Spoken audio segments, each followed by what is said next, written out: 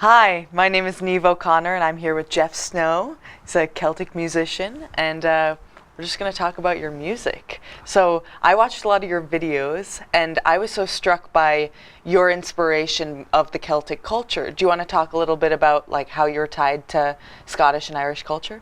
Thanks, Neve. I grew up in Western Massachusetts with a father who was a drummer in a bagpipe band.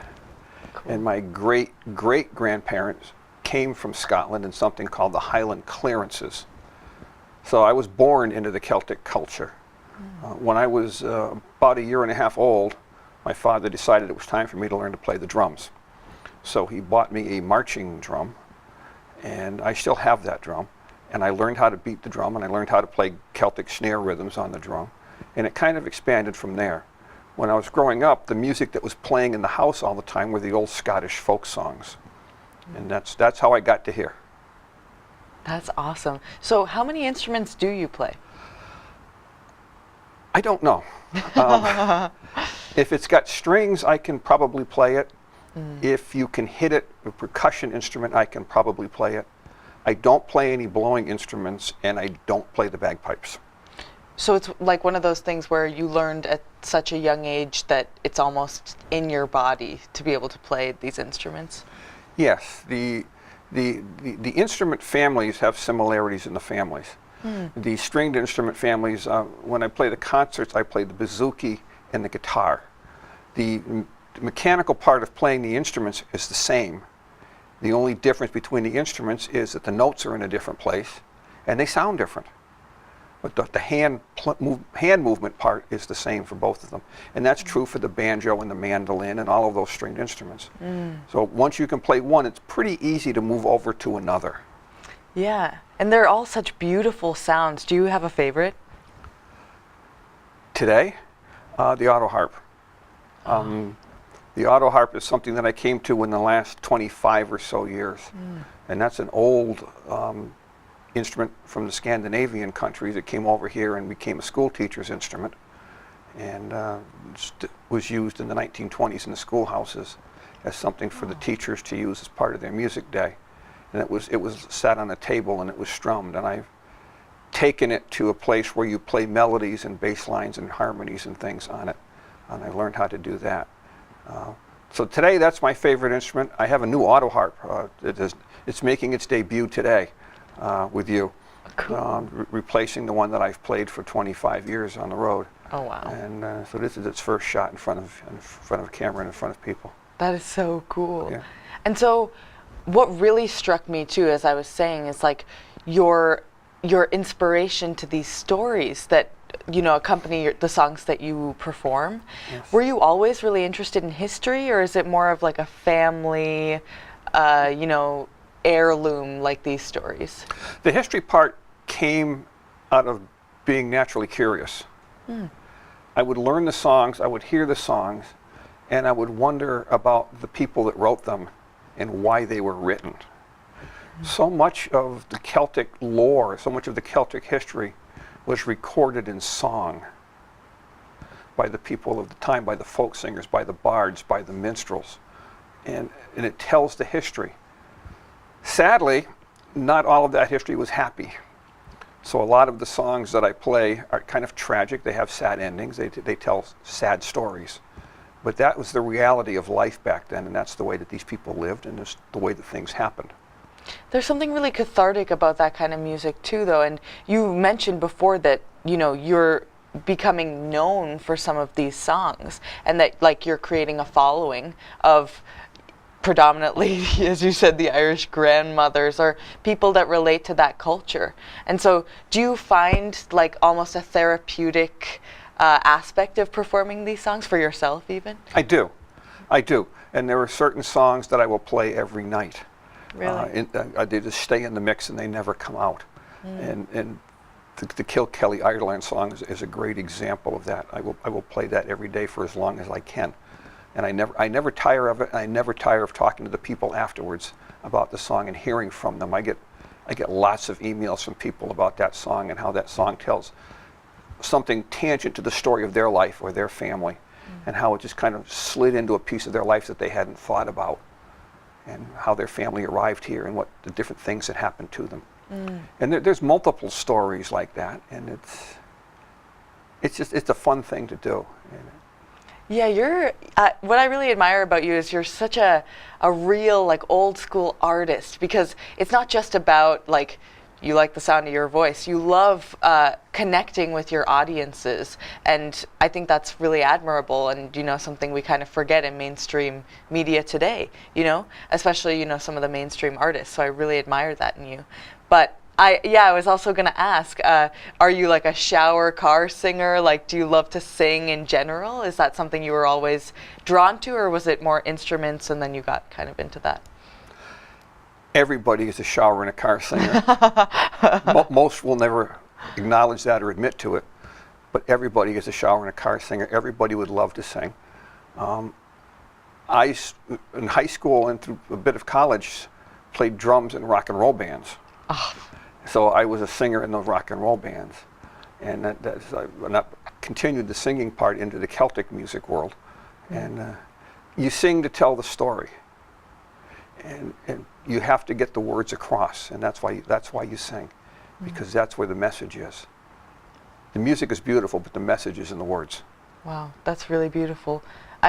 I heard once that that singing was just heightened speech, like it goes beyond what can be communicated through speech. And so I really admire what you're saying.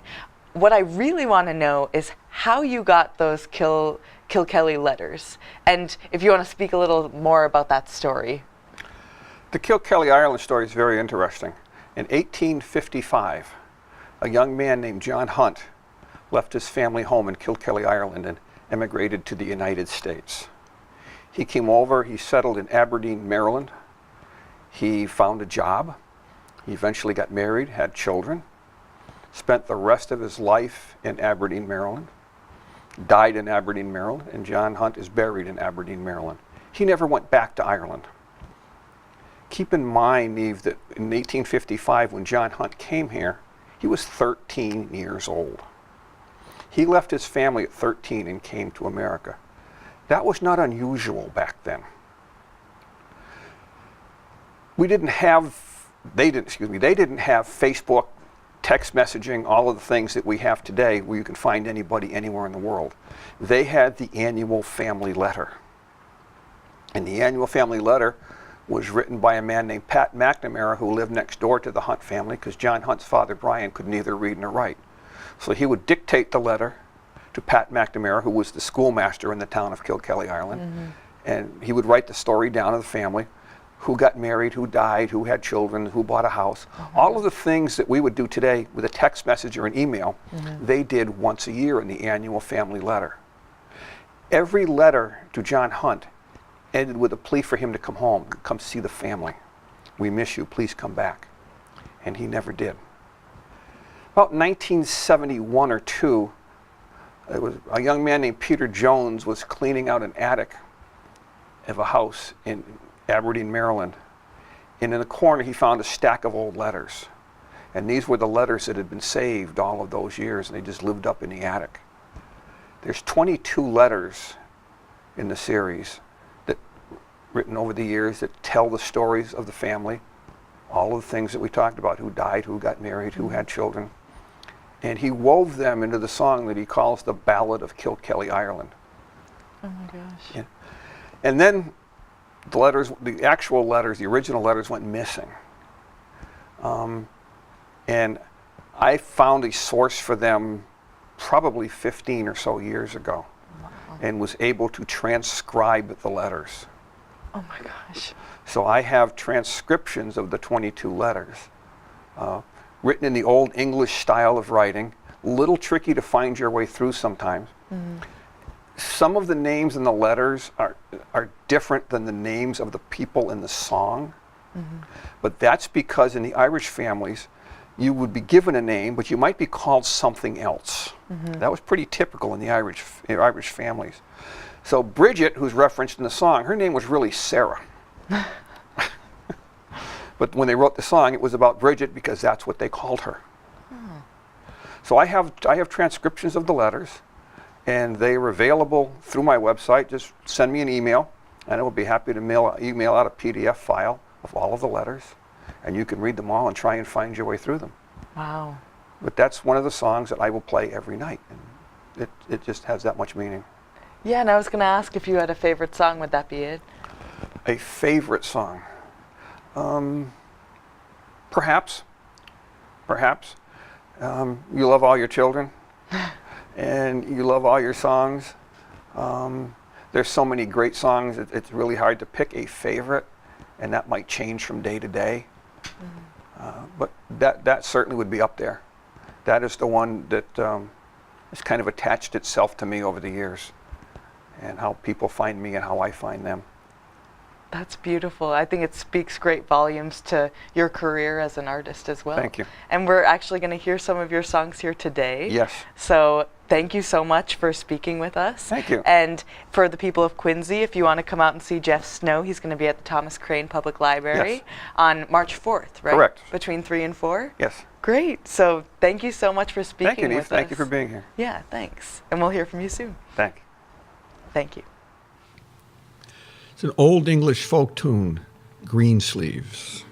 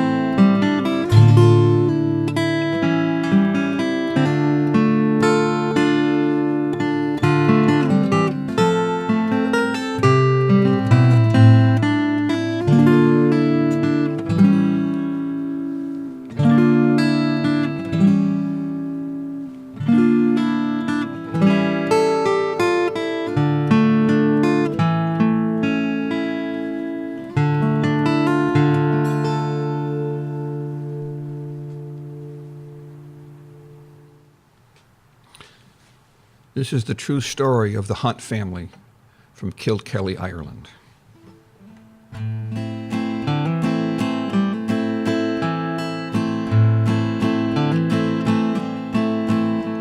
Kilkelly, Ireland, 1860, my dear and loving son John.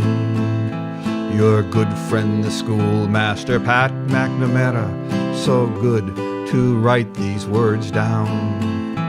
Your brothers have all gone to find work in England. The house is so empty and sad. The crop of potatoes is sorely infected, a third to a half of them bad. And your sister Bridget and Patrick O'Donnell are going to be married in June. Your mother says not to work on the railroad. Be sure to come on home soon.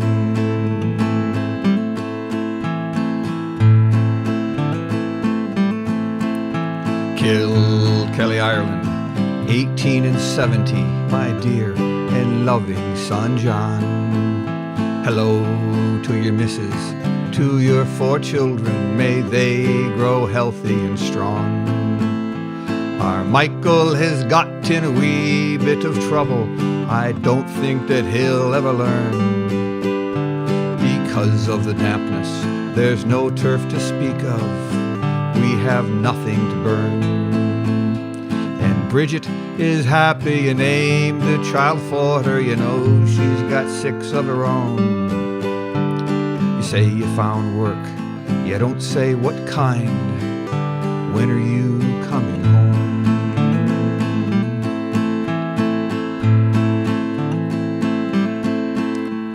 Kilkelly, Ireland, 18 and 80. Michael and John, my sons. I'm sorry to give you the very sad news. Your mother's passed on. We buried her down at the church in Kilkelly. Your brothers and Bridget were there. You don't have to worry, she died very quickly. Remember her in your prayers. And it's so good to hear that Michael's returning with money he's sure to buy land. The crop has been poor and the people are selling at any price that they can.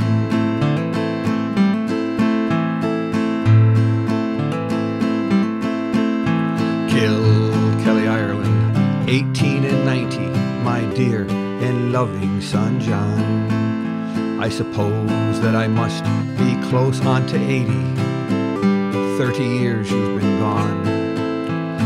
Because of all of the money you sent me, I'm still living out on my own. Michael has built himself a fine house. Bridget's daughters are grown. Thank you for sending your family picture. They're lovely young women and men. Why don't you think about coming to visit? A joy to see you again.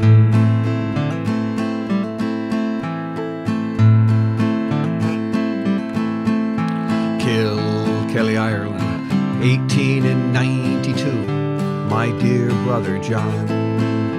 I'm sorry I didn't write sooner to tell you that father's passed on. He was living with Bridget. She said he was cheerful, healthy right up to the end. You should have seen him play with the grandchildren of Pat McNamara, your friend. We buried him alongside of Mother down at the Kilkelly churchyard. Strong and a feisty old man, considering his life was so hard. And it's funny the way he kept talking about you. He called for you at the end. Why don't you think about coming to visit? We'd all like to see you again.